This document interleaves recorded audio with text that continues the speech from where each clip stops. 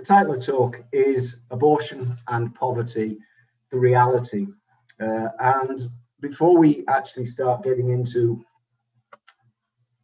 what is the abortion situation in Scotland, the key question is, what do we mean when we're talking about poverty?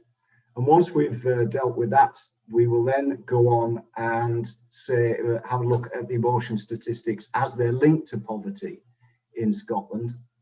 And then we'll get on to asking, is this by accident or is this by design?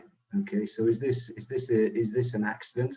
And then what can we actually get on and be doing about it? Okay, so let's crack on and have a look at some of those. So starting off with, the first question is, what do we actually mean when we're talking about poverty in Scotland? What do we mean? The good thing is, in Scotland, we've got some excellent data as to what actually constitutes poverty. Scottish Government used something called the Scottish Index of Multiple Deprivation, SIMD. And what it is it's broken down into multiple domains, because what Scottish Government says is poverty isn't just money. There are various other things that constitute a state of deprivation. So it says what we need to look at are these 7 different things. So income is the obvious one, and then employment, education, health, access to services, crime, and finally housing. So what they do every so many years, and the last one was done in 2020, is Scottish Government survey the country, and they break the country down into about 7,000 or 6,976 different areas, and then they rank each one once they've had a look at all these 7 different domains. So it's an index of multiple deprivation. If you're area number 1, you are in the most deprived area of Scotland, according to Scottish Government. And if you're in area 6,976, you're in the nicest place that it could possibly be. And actually, I looked this evening. I thought, I wonder where they are. I'll not tell you where the worst place is, but the nicest place, according to Scottish Government, is in Stockbridge in Edinburgh. I'll let you decide whether you think that's right or not. A key thing to say, though, about this is about deprivation of an area. It's not a judgment of deprivation on a person, because if you think about it, you could be a well-educated, wealthy person, but living in a deprived area, and the reverse could be true. So it's not a personal thing, it's an area thing. However, over large populations, it's a good measure of deprivation and what constitutes poverty. So not perfect, but good enough for our purposes. So Scottish Index of Multiple Deprivation. You can look up different postcodes in terms of what constitutes deprivation in different areas, and the website there is simd.scot. And just to take you through it, just by way of a little example, what you do is you go to this website, and what it gives you is a pop in your postcode type box. Okay, so if you have time on your hands, which most of us tend to at the moment, you can while away the lockdown hours looking at deprivation across Scotland. So just by way of a simple example, you can start off with this box. You can pop in a postcode as I did there. And once you hit the go button, it will give you a little map. And it will tell you where that area is in Scotland. So this is in Northfield in eastern Edinburgh. It's not my home address, in case anybody's thinking, okay. However, it's a chip shop just down the road. And a very good one called the Barracuda if you're ever in eastern Edinburgh. But yeah, so it will locate it, and then it color codes it. So the bluer something is, the less deprived. The redder, the more deprived. So you can see this particular area is kind of tending towards quite deprived, but it's surrounded by areas in blue. So, you know, it itself it seems to be a relatively deprived area, but not, you know, not in a great area of the same. And the site will also break down all those 7 different domains, as they call them. So it'll give you the individual score for income, for housing, for access to services, and all the other things for that particular area. Okay, so you see in this instance, you can see that it's in an area called Northfield and Pears Hill. Tends to rank not too well for most things except geographic access. And also, just for the purposes of this presentation, notice that what they do is they give it an overall rank. So you can see that this particular area has got an overall rank of 1,728. So it's tending towards the fairly deprived. And then they put that into deciles and quintiles, in other words, 10% and 20%. So this is in quintile 2. In other words, it's in the most deprived 40%, the top 2 quintiles, you know, 0 to 20%, 20% to 40%. It's in the second most deprived 20% of areas in Scotland. Okay, so that's sort of how the system works. It's very good. It's a simple way of putting over complex information. We're lucky in Scotland to have this information. They don't have it in England, and as you're going to see, we can use it in our abortion statistics. So taking that away from just one chip shop in Edinburgh and going a little bit broader, you can see here what you've got effectively is a deprivation or not deprivation map of the city of Edinburgh.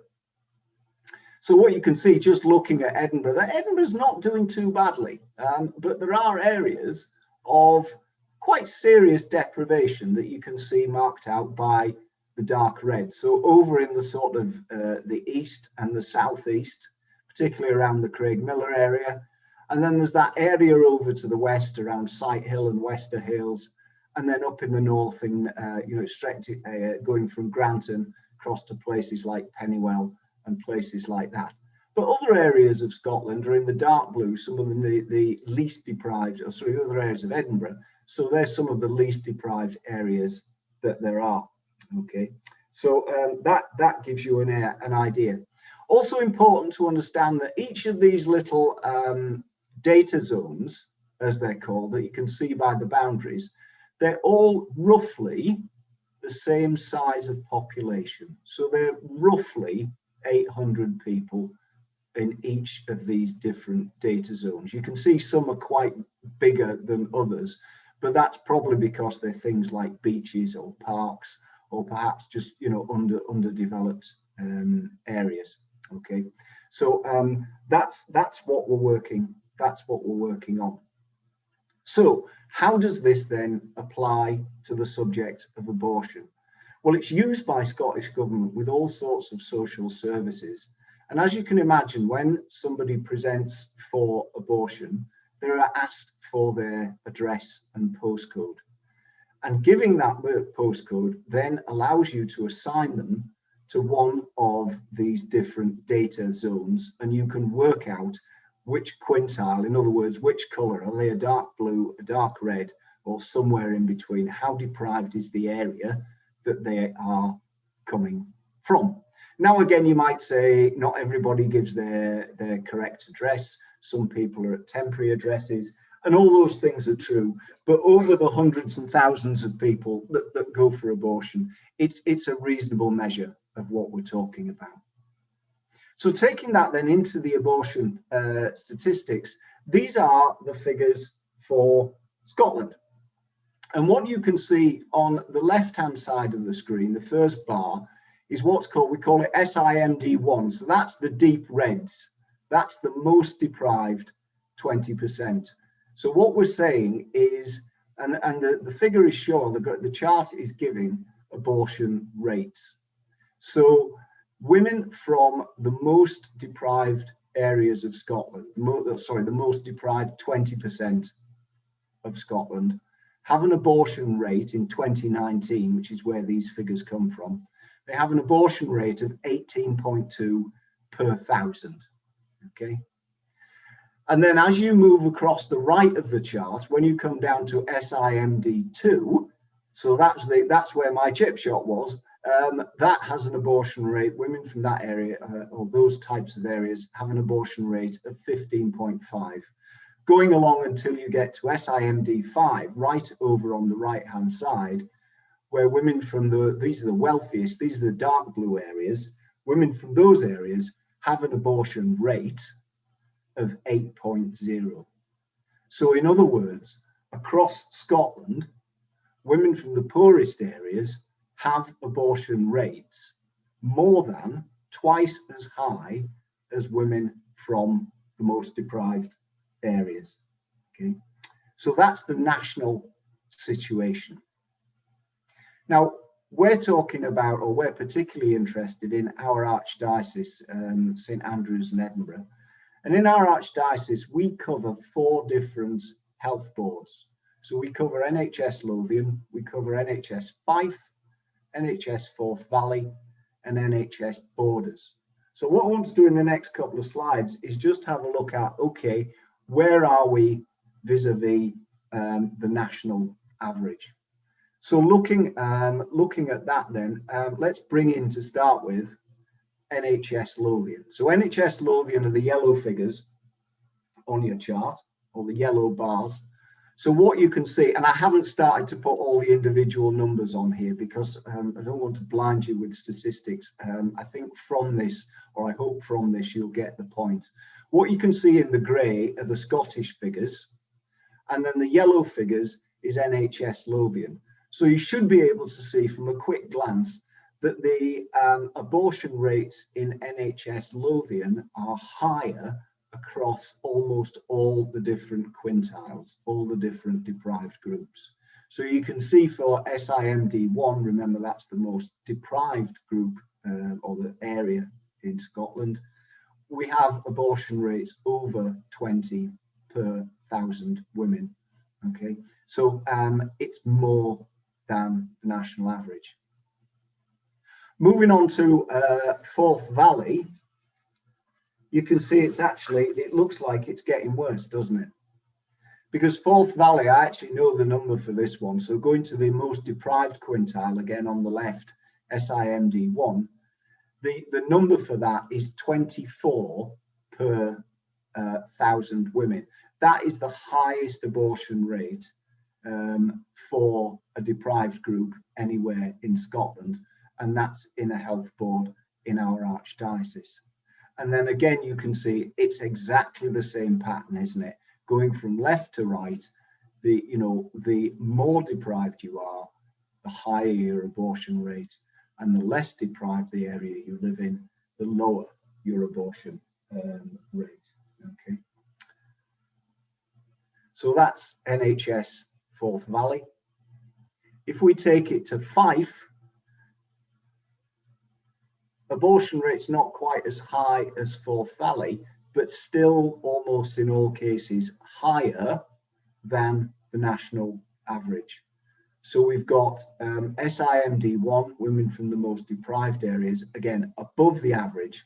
But interestingly with Fife, look to the furthest right-hand side, women from the wealthiest areas of NHS Fife have actually got lower abortion rates than the average, which actually makes the inequality greater, because when you compare, the two ends of the chart, you're going to have an even bigger number, and I'll show you those numbers in a couple of slides time. And then finally, I said there were 4 health boards. The fourth and final health board is NHS Borders. So we've shown this one in black.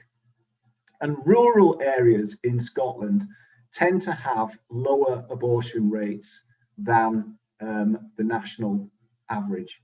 So you can see this with NHS Borders. The other thing is there's smaller populations, so it's harder to get some meaningful figures. But you can still see, although women from the most deprived areas have an abortion rate lower than the national average. The same general picture for the chart is true. There's a downward slope from left to right, from most deprived to least deprived. Okay, so that's down in NHS borders. All right, now I hope I haven't sort of blinded you with statistics. So just to sort of recap it and pull it all together for you, what we can say is the abortion rates for women from the most deprived 20% of areas in Scotland, okay, have rates much higher than those from the least deprived 20%. So in Scotland, the ratio is 2.1. And you get that by taking the abortion rate for the most deprived areas, which was on the left of our charts, and dividing it into the least deprived areas, which was on the right. So for Scotland, it's 18.8 divided by 8.8, 2.1. I'm sure somebody beat me to that mentally. No, you didn't, did you? Okay, so that's Scotland. Looking at our archdiocese, in Lothian, the inequality is higher. In Forth Valley, it's even higher still. And when you get to Fife, it's actually 3 times. It's almost 50%. The inequality is almost 50% higher in NHS Fife than it is for the Scottish average. And that's partly because it has a much higher rate for areas of high deprivation, but also it has a lower rate in the wealthy areas. So when you sort of do the sum that we've done, you get this figure 3 times higher. And even though the Borders has lower abortion rates, it still has a higher than average inequality in terms of the wealthiest versus the poorest, the most versus the least deprived areas of that particular health board. Okay. So what you can see is the problem is bad enough that those from the most deprived areas have much higher abortion rates, but the problem is even more pronounced where we live, the urban east of Scotland. And this is something that statisticians point out. And it's not just confined to our health boards.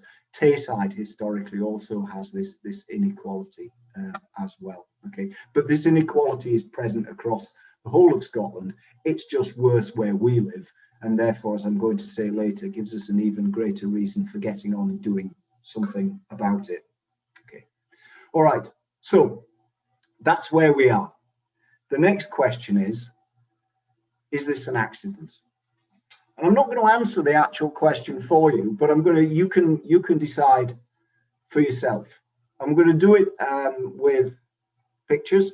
So if we remember, you've seen this before. This was our deprivation or no deprivation map of Edinburgh. Remember, red is the most deprived, blue is the least deprived. So what we now need to do is say, okay, if that's how Edinburgh looks in terms of deprivation, where are the abortion facilities in Edinburgh? And you can go on to most abortion in Edinburgh is becoming a self-referral service, and it's done through the Chalmers Clinic. The Chalmers Clinic is responsible for 1,600 abortions per year. And then the Chalmers Clinic has what it calls peripheral clinics, where it reaches out and provides services. So the question is, where are the peripheral clinics? And here's the answer. Okay.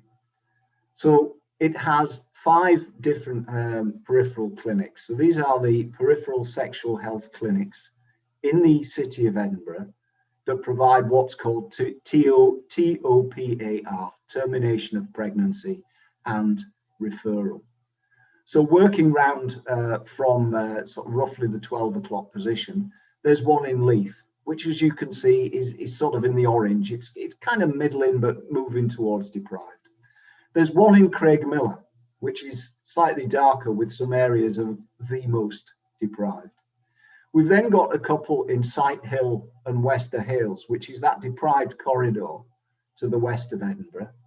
And then up in the north, there's one in Pennywell, slap bang in the middle of a dark red area. Now, remember what I said at the beginning, each of these data zones that are shown with the little yellow borders, you know, all these areas that are shown on your map, each one has the same number of people living in it. So there's, and one assumes that they're all roughly the same age. So there's the same number of people, I assume, getting pregnant, perhaps, well, that's it, isn't it? But look where the abortion clinics are situated. Is this an accident or is it by design?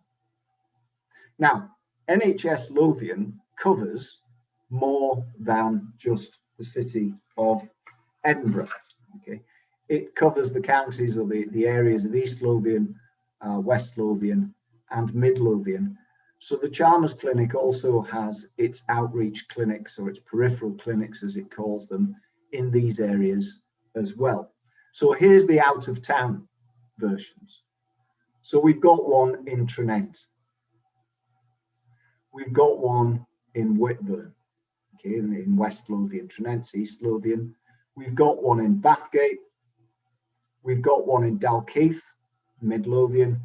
And then finally, we've got one in Livingston. Okay. Again, they're all in the red areas or the sort of orangey type areas. And what I did when I was preparing this particular talk was I kind of had a look at a map of places like East Lothian and thought, well, why is it in Tranent? You know, because the county town in East Lothian is Haddington. But when you look at Haddington, Haddington's got a lot more blue to its map. In other words, it's a lot less deprived than Tranent is. And similarly, I thought about West Lothian. One of the big population centres in West Lothian is Linlithgow. But again, when you look at Linlithgow, Linlithgow is a fairly wealthy place. It's full of people who commute into the Royal Bank and Standard Life and all those places. And it's always been a sort of a, you know, a banking commuter town. So it's relatively well off. Instead, the clinics are in places like Bathgate and Whitburn and Livingston. So that's the situation with NHS Lothian. So we're covering the city of Edinburgh and the 3 Lothians. The next question might be, so is this just Edinburgh then? Okay, or is it just NHS Lothian? So fair enough, I thought let's go somewhere else and let's see what the situation is in other parts of Scotland. So of course the obvious place to look would be Glasgow, because Glasgow has a similar regime when it comes to abortion than that Edinburgh does. So there is a centralised sexual health clinic. It's called the Sandyford Clinic in Glasgow, whereas it's Chalmers in Edinburgh. And it too operates peripheral satellite clinics. So just looking at, you know, here's the sort of deprivation or not deprivation map of Glasgow. There is more deprivation in Glasgow, as you can see from, there's a lot more areas that are red, and in fact they are, a lot of them are the darkest red. But there are also areas of comparative wealth, again represented by the different shades of blue. But again, you can go to the Sandyford Clinic, the sexual health clinic for Greater Glasgow and Clyde, and say, okay, whereabouts are your clinics? And again, here's the answer. Okay, so there's one in Paisley, slap bang in the dark red. There's one in Clydebank, up there to the top left. And then there's one in Parkhead, over to the right or the east of the city. Again, each of these clinics is in an area of high deprivation. But again, remember, each of these data zones serves exactly the same number of people, but for some reason, these clinics are locating themselves in the poorest areas of the city of Glasgow. Okay. So it's up to you. You can decide whether you think this is by accident or whether it's by design, but it's certainly a fact as to what these areas are and the fact that the clinics are located in them. So, does the Scottish government know about this? Because people like to say that, you know, the government should do something. Why is this happening? Well, the Scottish government certainly knows, because every year, and I'm sure many of you read them, every year the abortion statistics are published, and they're published by Public Health Scotland. So I went back over the last few years, and there you go. Every single year, deprivation is a section, and they use basically the same sentence. There continues to be a strong association between deprivation and termination rates every single year, because this inequality between the most and the least deprived has been going on for years. This isn't something that cropped up in the last year or two. This is historical, and in fact, over the last few years, it's slightly stabilized. In the last year, the gap has been getting wider between the most deprived and the least deprived areas when it comes to the abortion rates. So, okay, the Scottish Government certainly know. But is it the Scottish Government's business to do anything about it? Because let's face it, it's all about individual choice, isn't it? Or should they just be, should they just be providing services, and whoever happens to use them, then that's fine? Well, if there's one thing that the current government cares about, it's equality. And I'm not making a party political point here, because if we were talking about England, I'd probably say the same thing. So there's no, please don't think there's any party politics to this. But the current government has published a number of what it calls public health priorities.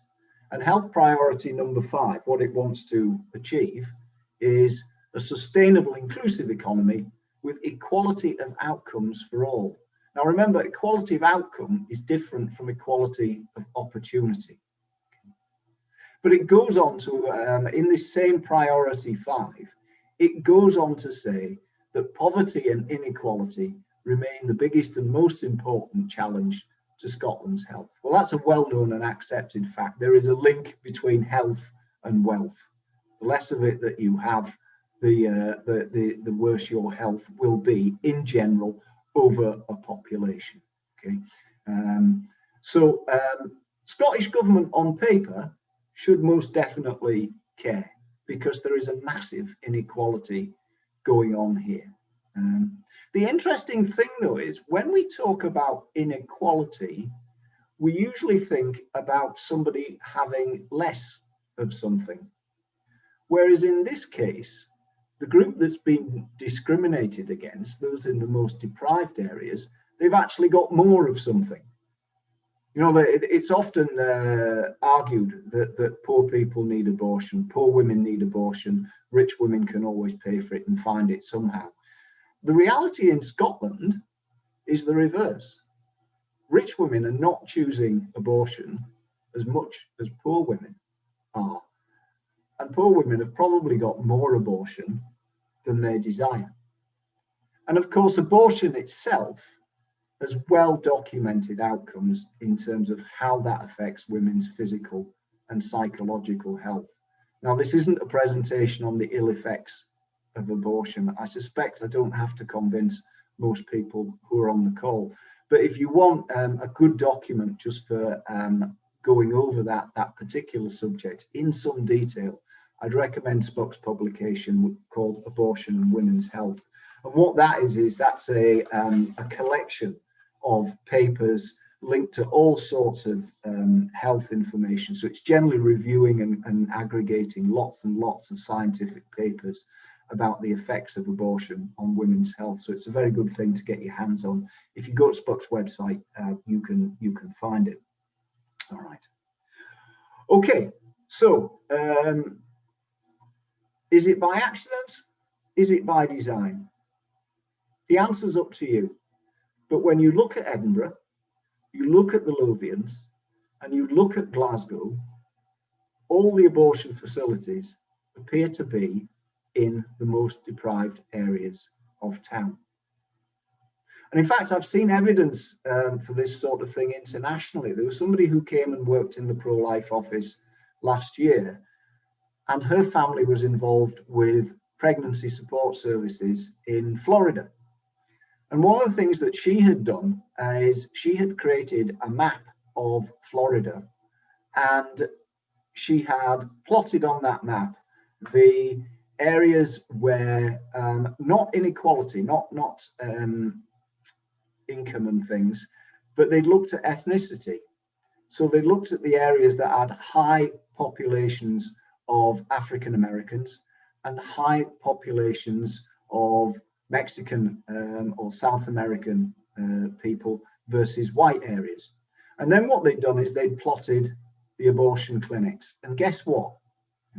The abortion clinics tended to follow the African American or the Mexican areas. The other thing that the abortion clinics tended to follow were the student areas, but that's another presentation. Women for the most deprived areas have abortion rates much higher than those from the areas of the least deprivation. Those women are being forced into abortion by circumstances. It's not a choice for many women in these circumstances. The NHS boards in our diocese, the problem is worse. The numbers are higher. And in the areas that we've looked at, in Edinburgh, in Glasgow, and the Lothian, the abortion clinics are situated in the most deprived areas of town. Make your own mind up on that. Scottish Government knows all this. It even has policy to address it, but it doesn't seem to be doing anything about it. Even though, as you know, Scottish Government talks a lot about inequality, this is one where we don't know what it's doing